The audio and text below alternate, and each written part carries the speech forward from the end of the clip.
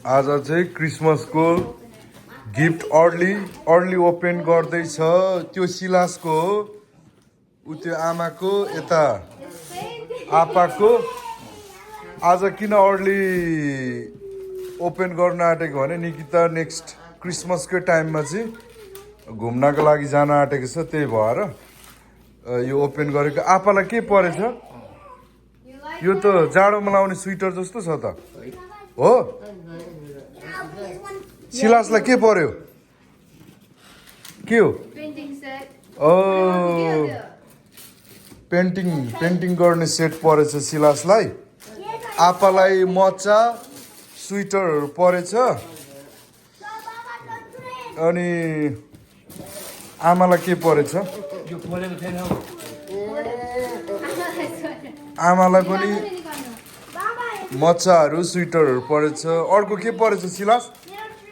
ओ train परेछ। अनि भाइले नानालाई के राखिदिनु भएको छ? अहिले खोल्ने हो नाना? भाइको लागि नानाको लागि जानु त। नानालाई के राख्नु भयो? लु देखाइदिनु नानालाई, देखाइदिनु त। है हुन्छ, राम्रो हुन्छ। के परेछ?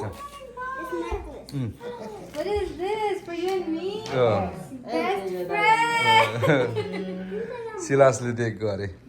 अनि अरू के छ भाइ? अरू उयो निकिता लभ यु सिलासले। अरू होइन, अझै किन्नु पर्ने थियो। नानाले अर्ली खोल्नु लगायो नि त नि सिलास।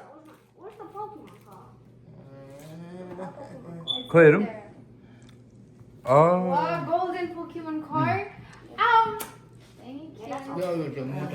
मजा ल। आज अर्ली